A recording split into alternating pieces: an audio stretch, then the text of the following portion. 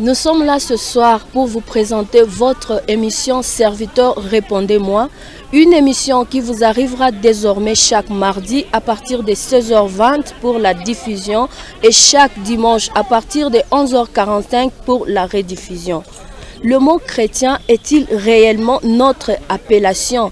Tel est le thème que nous allons aborder ce soir dans cette émission avec notre invité de marque qui est le Fils de Dieu, l'héritier de Dieu, Messieurs Toussaint Toutou Aloubati, que nous recevons ce soir dans cette émission. Bonsoir Fils de Dieu. Bonsoir Madame la journaliste. Le Fils de Dieu Toussaint Aloubati, comme on l'appelle, assure aussi l'intendance dans une des églises de la place. Entre autres, il torchonne, il balaye, il lave même les toilettes et tout ça pour l'honneur et la gloire de son Dieu. Mais aussi, Monsieur Toussaint Toutou Aloubati est également le gérant de l'une des sociétés de la place. Une fois de plus, bonsoir et bienvenue dans notre émission. De Dieu, je vois comment on vous appelle. Vous êtes venu avec toute une équipe de la jeunesse. Vraiment, je vois que c'est une très bonne chose et ça reflète déjà que la jeunesse est en train d'œuvrer pour ce Dieu-là. Alors, sans plus tarder, une question me vient à l'esprit. Le mot chrétien est-il réellement notre appellation? Telle est notre thématique de ce soir. Alors, j'aimerais un peu que vous expliquiez à nos téléspectateurs que signifie le mot chrétien et quelle est l'origine. D'où est-ce qu'on a tiré le mot chrétien, cher fils de Dieu? Ok, Madame la journaliste, comme vous venez de le dire, si le mot chrétien ou l'appellation chrétien est pour nous vraiment la volonté de Dieu, moi je m'engage à te dire non, c'est une appellation selon la volonté des humains. La volonté des humains. La volonté des humains, pour nous, même comme nous sommes là, nous ne sommes pas des chrétiens. C'est là aussi la question que je te donne, la thématique. Il est jine litoka wapi. Na kwa nini leo mimi naikatala ki haiko yangu mie? Hauko Mkristo? Ndio mimi natafuta kuonesha ke siko Mkristo, mimi niko mtoto wa Mungu. Siko Mkristo, mimi niko mtoto wa Mungu. Gisi Mungu yepeke alipermettre niitiwe. Et je sais tout le monde sont branchés à leur écran pour écouter, pour nous poser des questions, pour savoir pourquoi moi et mon équipe, on refuse d'être appelés chrétiens. Je vais vous informer que le mot chrétien là, c'est la volonté des humains. Depuis que je lis ma Bible jusqu'à présent, je les retrouve dans Actes des Apôtres. L'origine, s'il vous plaît? L'origine, c'est dans Actes des Apôtres, chapitre 11, 26e verset, que la Bible déclare que c'est à Antioche que les disciples firent appeler chrétiens. Directement, vous verrez qu'il y avait l'autre appellation, qu'à Antioche, on a changé. Alors, quelle était cette appellation qu'ils avaient avant pour qu'à Antioche, on commence à les appeler réellement des chrétiens? Okay. Est-ce qu'il y a une appellation autrefois et le changement, c'était quoi l'appellation en question? Ok, Madame la journaliste, nous sommes les enfants ici de la parole. Si vous ouvrez la Bible au niveau de Romains 12, chapitre 1, Romains 12, deuxième verset, on nous interpelle de ne pas se conformer au siècle présent. Mais on ne se limite pas de ne pas se conformer. Que nous soyons transformés par le renouvellement de l'intelligence, afin que nous discernions quelle est la volonté de Dieu, ce qui est bon, agréable et parfait. Donc nous vivons selon la volonté de Dieu. Alors, qui est agréable, bon et parfait. J'aimerais savoir quelle est cette volonté alors. Ok. Notre volonté selon notre Père. Nous, je disais, comme je viens encore de le répéter, nous ne sommes pas appelés des chrétiens. Parce que selon sa volonté, lui le Créateur, lui le pourquoi de notre vie, sa volonté se retrouve dans Jean 1,12. Dans Jean 1,12 qui dit à tous ceux qui l'ont réussi, à ceux qui ont réussi Jésus-Christ comme Seigneur et Sauveur de leur vie, et ceux qui croient à son nom. Vous verrez là, il faut croire à un nom. Si tu crois à ce nom-là de Jésus-Christ, lui-même il te donne. Il a donné le pouvoir de devenir enfant de Dieu. Pas chrétien, mais il nous donne le pouvoir de devenir enfant de Dieu.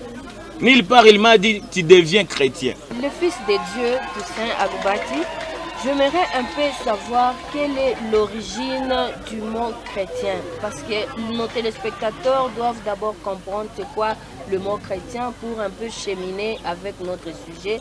Mais aussi, quelle est l'origine de cette appellation? Oui, madame la journaliste aussi, nos téléspectateurs. L'origine, selon la Bible, c'est des Actes 11, 26e verset, qu'on nous démontre clairement que l'origine, c'est à Antioche, que les disciples de Jésus-Christ firent appeler chrétiens. Donc vous comprendrez que ce n'est pas Jésus la base ou le fondement de cette appellation. C'est à Antioche que nous étions changés à appeler chrétiens. Et avant qu'ils ne soient appelés des chrétiens, quelle était l'appellation, leur ancienne appellation, pour que ces gens-là changent directement en chrétiens? Il doit y avoir quelque chose qui les avait motivés à changer ce nom-là, sûrement. Oui, vous comprendrez que nous sommes dans le monde, dans les siècles présents, comme Romains 12 nous dit. Les siècles présents a ses slogans, a ses objectifs. Mais nous qui avons réussi Jésus, qui croient à son nom, il nous a donné le pouvoir d'être appelés enfants de Dieu. Mais les païens, l'extérieur, en dehors de Jésus, nous ont changés à des chrétiens, non pas pour nous applaudir. C'était pour nous décourager, pour nous dénigrer et pour nous désorienter de notre appellation, parce que la vie d'un homme commence par le nom, commence par l'appellation qu'il contient cet homme. Alors j'aimerais savoir un peu quelle est la différence entre un chrétien et un fils de Dieu. Il doit y avoir une différence parce que je sens dans vos mots, là vous êtes en train toujours de différencier ces deux mots-là. Alors quelle serait la différence entre ces deux mots-là? La différence entre chrétien et enfant de Dieu, en est qu'un chrétien, c'est celui que l'extérieur appelle. Mais nous qui cherchons toujours les choses d'en-haut, nous cherchons toujours la volonté de Dieu, nous sommes appelés des enfants de Dieu. Je te dirais qu'un chrétien, je peux dire que c'est un enfant de l'église, un enfant d'une religion.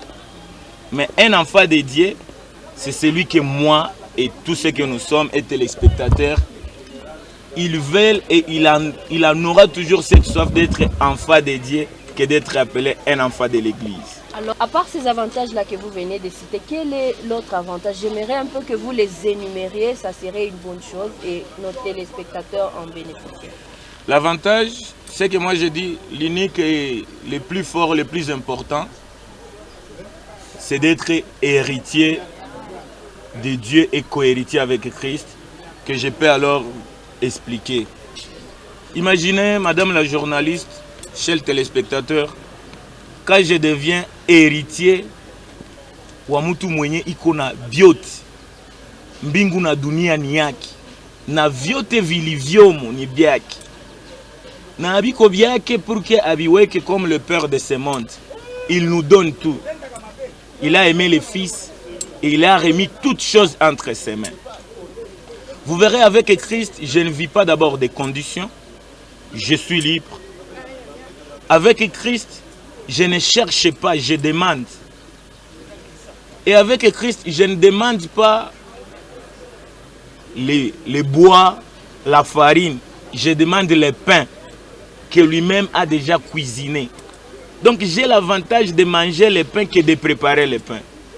Et vous verrez, nous les enfants de Dieu, nous vivons extrêmement, vraiment contrairement au monde. Quand je dis au monde, madame la journaliste, vous verrez que si je suis co-héritier, si je suis l'héritier d'un homme, j'aurai des limites. Pourquoi je dis ça? Je peux être héritier de mon père, il va diviser les parcelles. Et parfois, il peut me donner 2 parcelles, il peut me donner 1, et le petit frère en manque. Mais nous tous, les enfants de Dieu, il nous donne à même point d'égalité. Et même ce qu'il nous donne, c'est plus suffisant.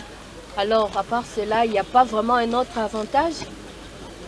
Un autre avantage, en tant qu'enfant de Dieu, quand je suis enfant de Dieu, comme je t'ai dit auparavant, je ne me pose pas la question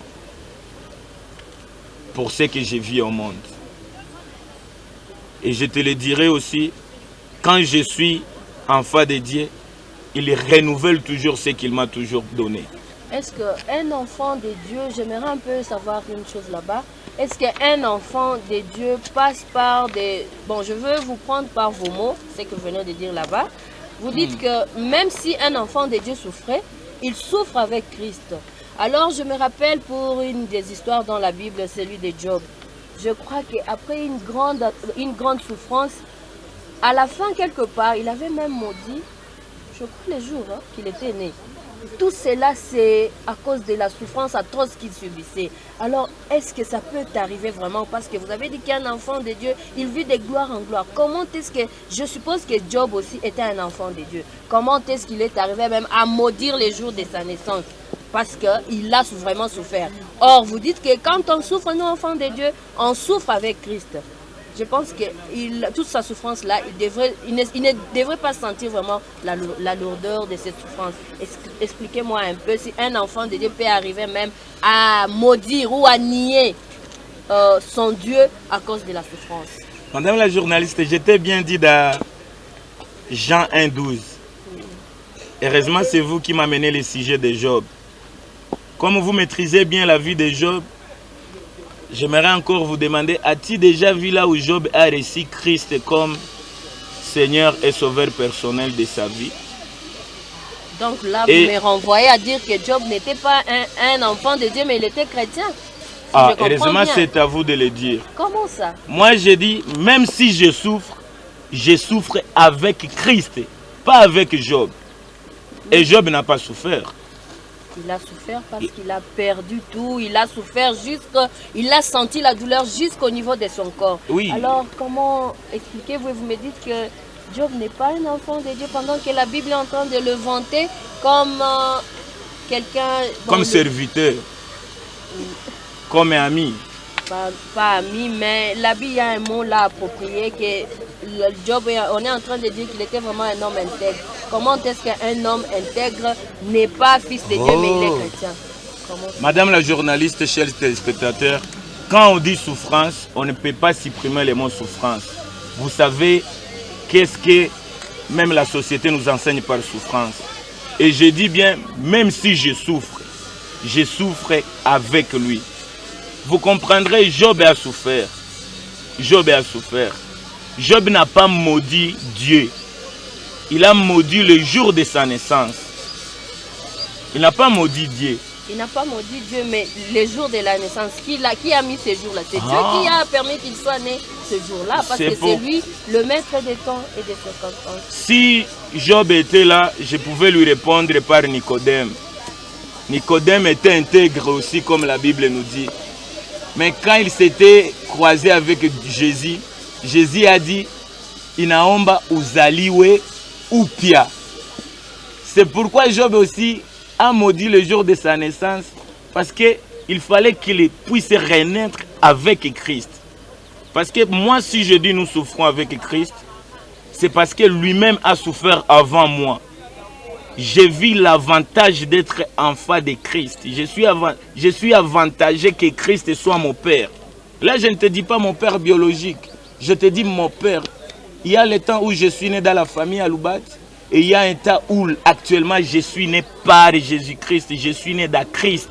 Et mes souffrances, je ne les amène pas à ma famille ou à la religion ou à l'église. Mes souffrances sont toujours étalées à la croix de Golgotha, là où il a tout achevé. Alors, Monsieur le Fils de Dieu, j'aimerais un peu savoir, le royaume de Dieu est-il réservé uniquement aux enfants de Dieu ou à tous les chrétiens en général? Ou quelle est la destinée d'un enfant de Dieu par rapport à celui d'un enfant? Donc, le final, c'est quoi? En devenant un enfant de Dieu ou en devenant un chrétien? Moi, je disais que les chrétiens, d'ailleurs, ils n'ont pas où aller. Je dirais les chrétiens n'ont pas de père, ils n'ont pas de repères, et ils vont se perdre, et parfois ils vivent comme des vipères. Pourquoi tout ça? Parce que les chrétiens n'ont pas de père, n'ont pas de père. Mais ils sont chrétiens. Ils sont chrétiens. Et maintenant, quel est le père des chrétiens? Mais moi, pourquoi je ne te dis pas que je suis enfant de Dieu comme les autres? Je suis un enfant de Dieu parce que je connais, il y a un papa pour moi. Et il vit au ciel, comme Psaume le dit. Mon père vit au ciel et il fait toutes choses bonnes à son temps. Ce n'est pas... Quand vous me dites les chrétiens iront au ciel, moi je te dis la plupart d'abord dans les siècles présents, on nous dit ils ont vu un chrétien en enfer.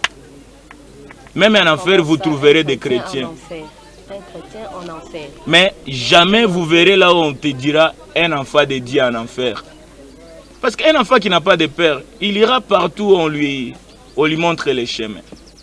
Mais moi, je te dis, le ciel, c'est un acquis pour moi parce que je vis comme enfant de Dieu. Chers téléspectateurs, nous poursuivons avec notre émission. Pour ceux-là qui viennent de nous joindre, nous sommes en train de parler d'une thématique intitulée « Le mot chrétien est-il réellement notre appellation ?»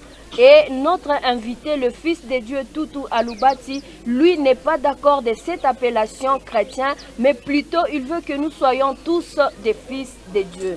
Nous poursuivons Monsieur Tutu Alubati.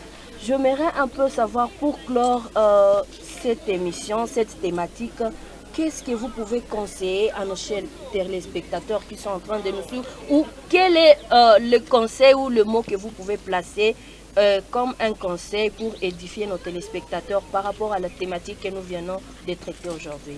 Oui, madame la journaliste et chère amie enfant de Dieu qui était déraillée par l'extérieur, moi, ce que j'aimerais qu'on accepte, parce que la Bible nous dit, dans 1 Corinthiens 13, 9, nous connaissons en partie.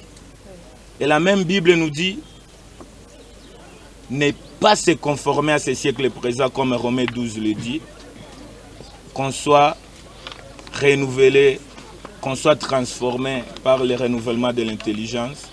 Et l'unique enseignant qui nous donne son intelligence, c'est le Saint-Esprit.